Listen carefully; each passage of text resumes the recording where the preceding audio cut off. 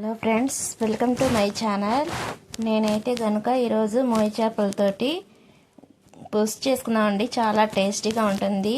ఈ ప్రాసెస్ మొత్తం కూడా మా అమ్మగారు చేశారండి. మా అమ్మగారు చేసిన పద్ధతిలో నేను మీకైతే చూపిస్తున్నానండి. ఇలా నేను మా అమ్మగారి ఇంటికి వెళ్ళినప్పుడు తీసానండి. ఇది మా అమ్మగారు చేసే స్టైల్ అనేది ఒకసారి ఇలా ట్రై చేయండి. ముందుగా మనం చేపలన్నిటిని కూడా శుభ్రంగా కడిగి ఇలా మజ్జిగకి కోసుకోవాలండి. ఇందులో మీకు ఒక మంచి టిప్ చూపిస్తానండి. ఇప్పుడు మజ్జిగ ఇలా నీట్గా ఉండాలండి. ఇలా ఉంటే మనకి నీచు వాసన అనేది ఉండదు. చేప చెడు వాసన, కూర అనేది చెడిపోకుండా బాగుంటుందండి. ఇదిగోండి, అల్లం, వెల్లుల్లి, లవంగాలు, దాల్చిన చెక్క, కొబ్బరి, ధనియాలు మెయిన్గా మనకి కావాల్సినవి మసాలాలండి. వీటినన్నిటిని కూడా బరకగా గ్రైండ్ చేసుకోవాలి ముందు. తర్వాత తగినన్ని నీళ్లు పోసి వీటిని మెత్తగా గ్రైండ్ చేసి పక్కన పెట్టుకోవాలి. ఈలోపు పులుసు కోసం చింతపండుని ఈ విధంగా ముందుగానే నానబెట్టుకోవాలండి. మనం చింతపండు అనేది ఇక్కడ నేను చూపించిన విధంగా ఈ క్వాంటిటీలో అయితే నేను తీసుకొని ముందుగానే నానబెట్టానండి. ఈ సైజు చింతపండు అయితే సరిపోతుందండి. నేను తీసుకున్న చేపలకి ఈ పులుపుకి సరిపోతుందండి. ఈ విధంగా ఒకటికి 2 సార్లు కడిగి నానబెట్టుకోవాలి. ఈ లోపు ఉల్లిపాయలు 2, టమాటాలు 3, పచ్చిమిరపకాయలు 5. ఇప్పుడు ఉల్లిపాయల్ని, టమాటాలని చిన్న చిన్న ముక్కలుగా కట్ చేసి ఉల్లిపాయల్ని, టమాటాలని మిక్సీ జార్లో వేసి ఇలా మెత్తగా గ్రైండ్గా పేస్ట్ చేసుకోవాలి. ఇలా చేసుకుంటే సరిపోతుందండి. ఇప్పుడు దీనిని కూడా పక్కన పెట్టేసుకుందాం. ఈ లోపుగా ముందుగా మనం శుభ్రం చేసి పెట్టుకున్న మొయ్యి చేపలన్నిటిని కూడా ఒక కడాయిలో వేసి నీరు లేకుండా వేసుకోవాలి.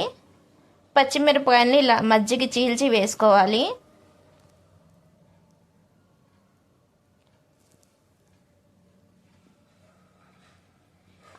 ముందుగా నూరి పెట్టుకున్న మసాలాలు మొత్తం కలిపి నూరి పెట్టుకున్న పేస్ట్ని కూడా వేసుకోవాలి.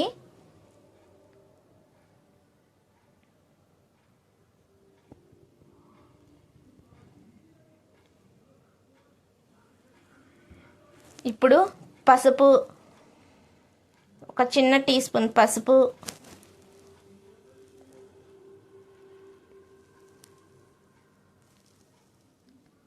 కారం 2 స్పూన్ల కారం వేసుకోవాలి. ఇవి గొడ్డు కారం అండి, ఇది మేము వేసుకుంది.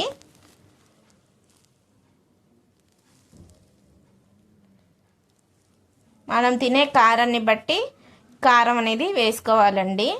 పచ్చిమిరపకాయలు వేసాం కాబట్టి కారం అనేది చూసి వేసుకోవాలి. నాకైతే మేము తీసుకున్న ఈ క్వాంటిటీకి అయితే మాకు సరిపోతుందండి, మేము తినే కారాన్ని బట్టి అయితే. ఇప్పుడు ఉప్పు తగినంత వేసుకోవాలి.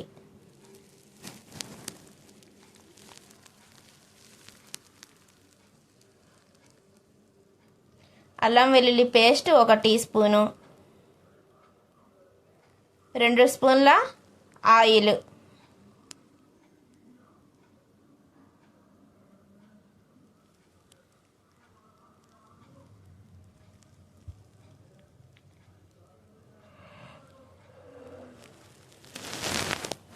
ఇప్పుడు ఇదంతా ఒకసారి బాగా కలిసేలాగా కలుపుకోవాలి. గట్టిగా కలపకూడదండి, చేప ముక్కలు చిన్న చిన్నవి కాబట్టి లేతవి, ఇవి విరిగిపోతాయి. గుజ్జు నుజ్జు అవ్వకుండా ఇలా పైన చూపించిన విధంగా కలుపుకోవాలండి. ఇది మొత్తం మా అమ్మగారు చేస్తుందండి. మా అమ్మగారి చేత చేయించింది. నేను వీడియో అయితే చేసి అప్లోడ్ చేస్తున్నానండి మీకు. ఇలా పక్కన ఉంచుకోవాలి కలిపి. ఇప్పుడు స్టవ్ వెలిగించి సిమ్లోనే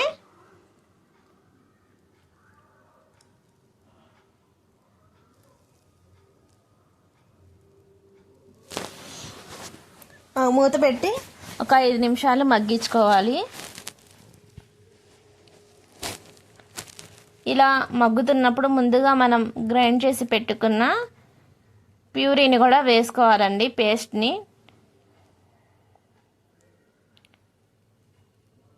ఇప్పుడు దీన్ని గరిటెతో కాకుండా ఒక క్లాత్ పెట్టి రెండు వైపులా అలా పట్టుకొని చూపించిన విధంగా కలపాలండి.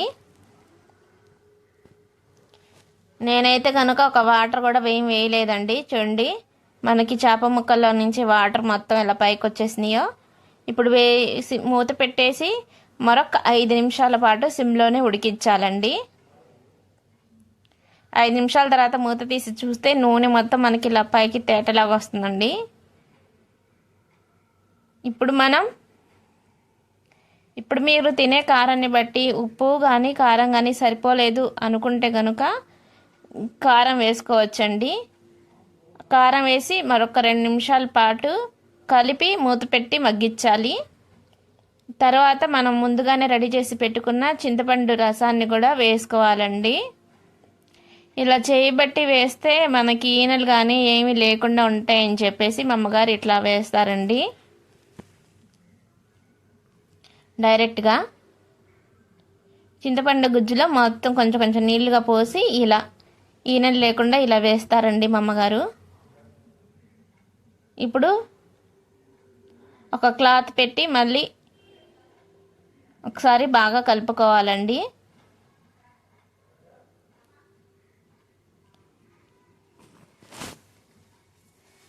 చూడండి, ఇలా ఉడుకుతున్నప్పుడు చివరగా కొంచెం కొత్తిమీర అయితే సన్నగా తరిగి వేసుకోవాలండి.